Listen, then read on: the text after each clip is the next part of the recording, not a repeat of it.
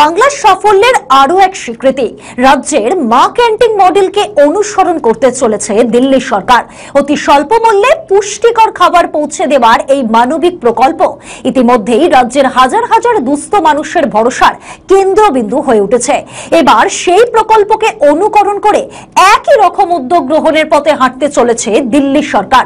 ফলে অনেকেরই দাবি, বাংলার মা ক্যান্টিন প্রকল্প রাজ্যের গৌরব বাড়িয়ে দিল আরো এক ধাপ।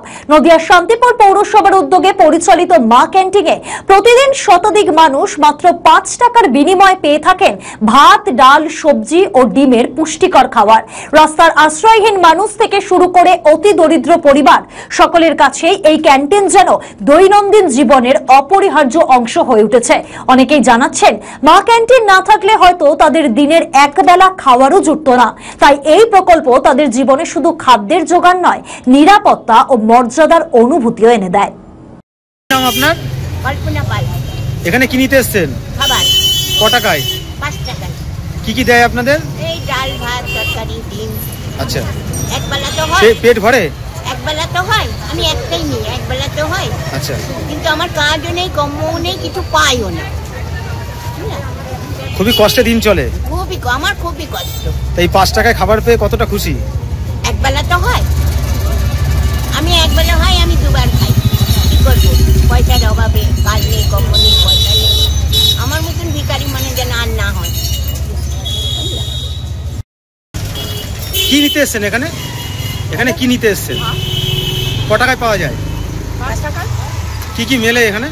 ডাল, সবজি, ডিম সেদ্ধ, ভাত। আচ্ছা, এই পেট ভরে আপনাদের?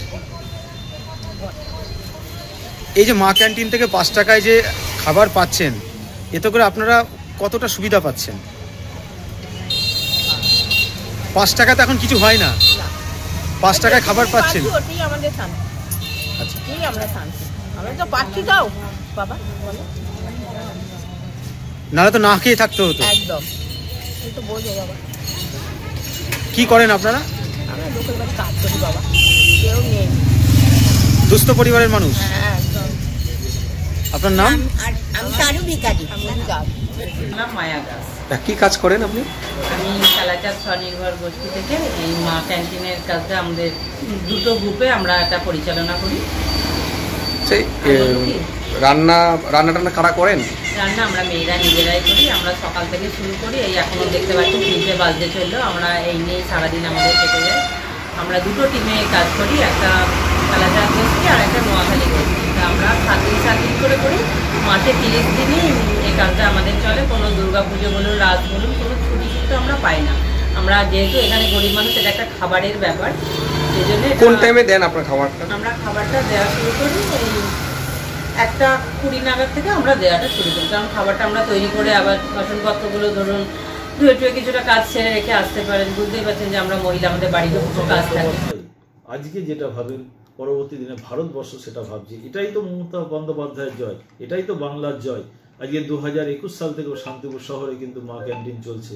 আজও পৌরসভার পক্ষ থেকে আমরা কিন্তু কন্টিনিউ আজকে 30 দিন কিন্তু আমরা এই সমস্ত গরিব মানুষগুলোর, যারা আজকে দুপুরের বেলায় তাদের অন্ন তাদের কাছ থেকে তাদের তুলে দেওয়া হয়, আজকে আপনারা দেখেছেন, আজকেও কিন্তু সেই মানুষগুলো এখান থেকে তাদের ভাত, ডাল, সবজি, ডিম তাদের কিন্তু প্রত্যেক দিন এখান থেকে দেওয়া হয়।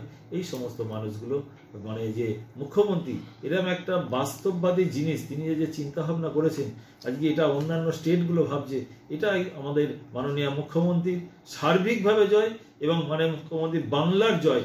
বাংলাকে দেখে অন্যান্য স্টেটগুলো অনুসরণ করছে, এটাই তো হবে, এটাই তো বাংলা। বাংলা আজকে যেটা ভাবে, দিল্লি পরবর্তী দিনে ভাবছে। আজকে দিল্লিতেও আজকে কেন্দ্রীয় সরকার যে চলছে, পরবর্তী দিনে আমরাও চাই মাননীয় মুখ্যমন্ত্রীর নেতৃত্বে আজকে ভারতবর্ষ, আজকে তিনি আজকে তার এই দিশা দেখা ভারতবর্ষ। এটা কি রাজ্যের একটা বড় সাফল্য মনে করছে? একদম রাজ্যের বড় সাফল্য। মাননীয় মুখ্যমন্ত্রীর এই যে বিভিন্ন রকম যে প্রকল্পগুলো হচ্ছে, তারা বিভিন্ন জায়গা থেকে আজকে মুখ্যমন্ত্রীকে যে সম্মান জ্ঞাপন করা হচ্ছে, এটা কিন্তু আমাদের বাংলার জয়, মুখ্যমন্ত্রী আজকে মাননীয় মুখ্যমন্ত্রীর জয়। আমাদের ভিডিও ভালো লাগলে লাইক ও শেয়ার করুন, কমেন্ট সেকশনে আপনাদের মতামত জানান। আরও ভিডিও পেতে আমাদের চ্যানেলটিকে সাবস্ক্রাইব করুন এবং প্রতি মুহূর্তে খবরের আপডেট পেতে প্রেস করুন বেল আইকন।